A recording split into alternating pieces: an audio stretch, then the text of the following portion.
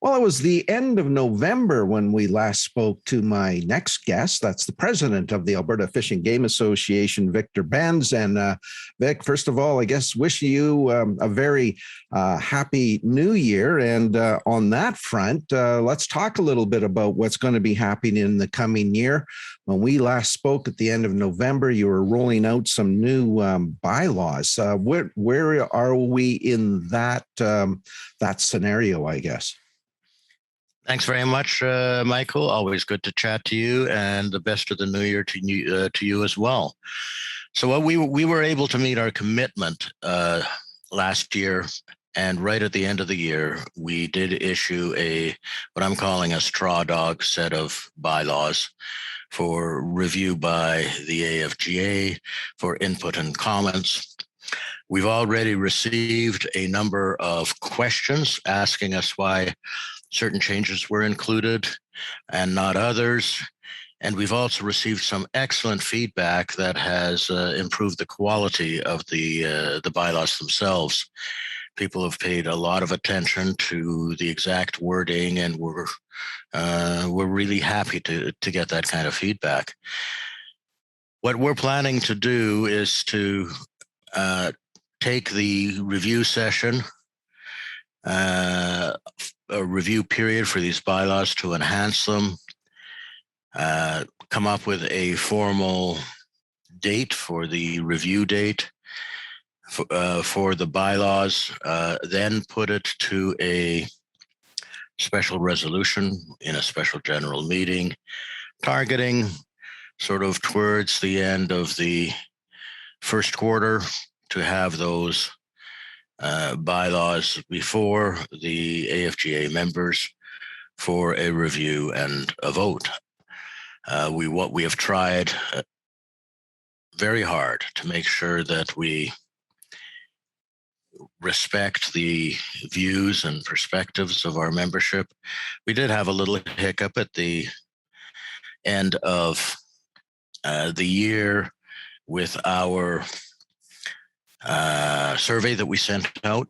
The responses were not as significant as we wanted. Less than 1% of the people contacted bothered to take the survey. And then we also found out that a number of people were able to bypass the basic security that we had in those surveys and completed the survey a number of times.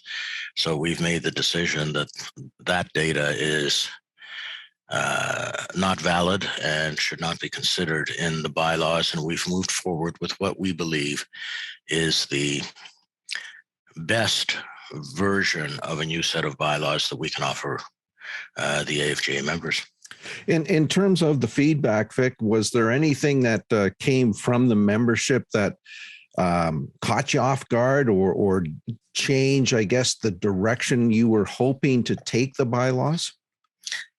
Overall, not a lot. We did receive some 60 emails from concerned individuals who shared their thoughts with us, and a number of those emails had copied maybe as many as 30 or 40 people as well. So we felt we did have the reach to a large portion of the AFGA through the email campaign. We also had some very good input from the Q&A session that we had on the topic of membership and what kind of issues we should be considering for membership. So rolling those two together, we did get some excellent feedback. In terms of surprises, not really.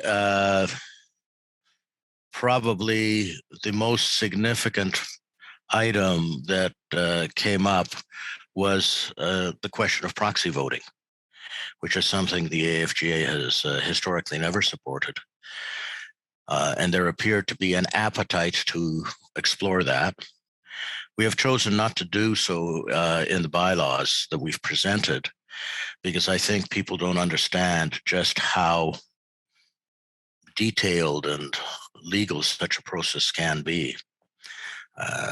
But we're willing to listen and get advice from our membership on that and move forward as needed.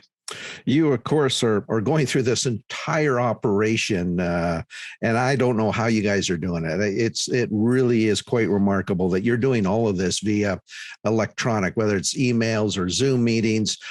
Safe to assume that, given latest developments with the COVID situation, that any kind of AFGA general meeting in person is just not in the cards for the immediate future? That's absolutely true.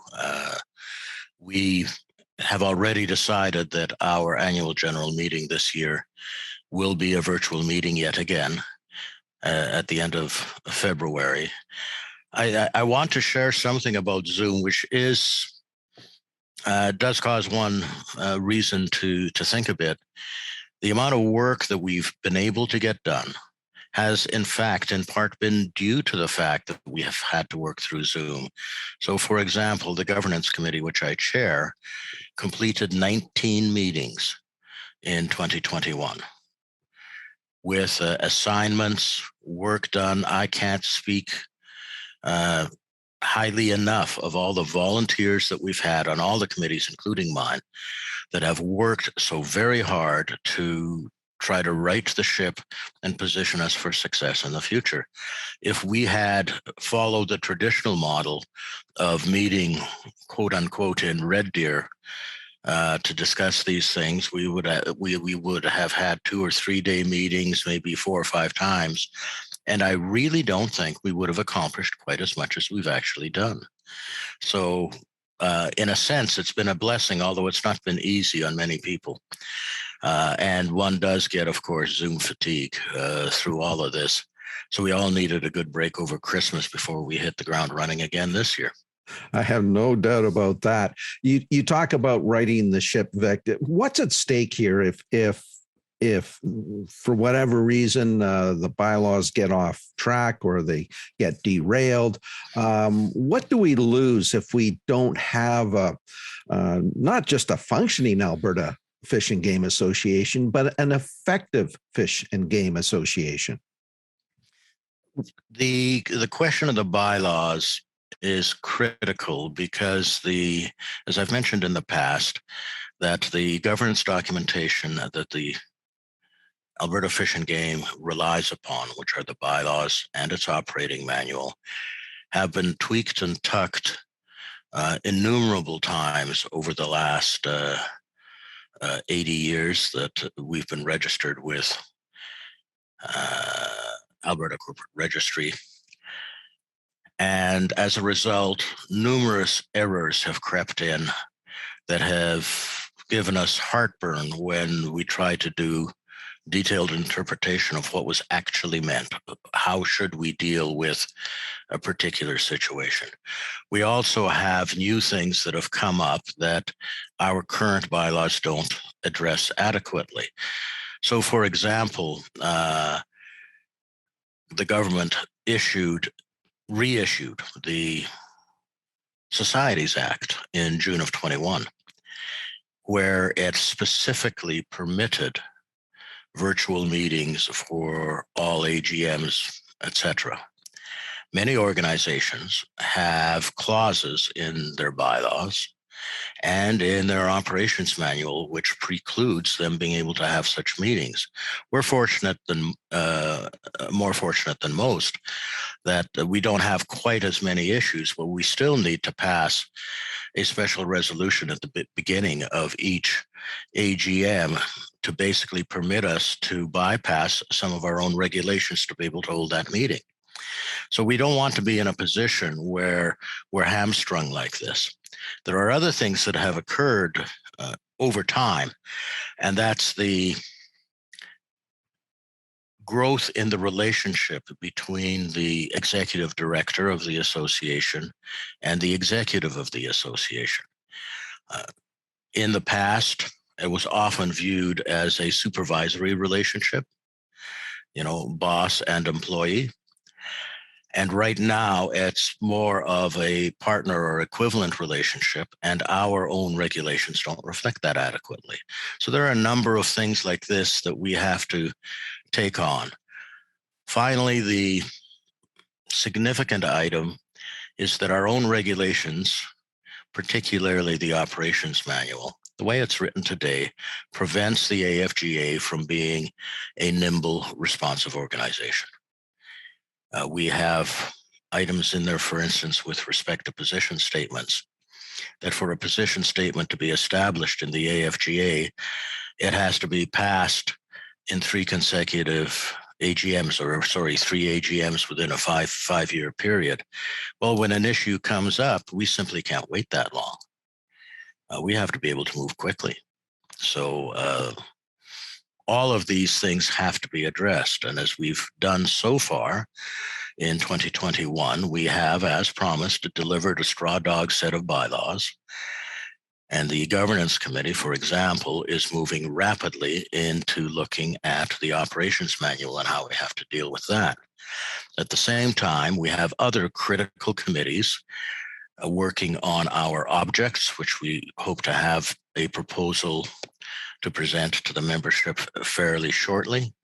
We've also put together a communications committee, which deals with how do we communicate, what's the most effective methods of communication, and how do we get more involvement from the AFGA at large. And finally, we've created what we call a FAR committee, Finance, Audit, and Risk Assessment, which has expanded the role of the Finance Committee to include a number of other elements, focusing on ensuring that we are, again, nimble, responsive, and able to meet the challenges of the future. All of these things are critical to the success of the AFGA. Well, obviously a lot more to come, Vic, and we certainly look forward to continuing the conversation with you in the very near future. Thanks so much for your time today. And again, Happy New Year, and Happy New Year to the Alberta Fish and Game Association. And we'll talk again real soon. Thank you very much, Michael.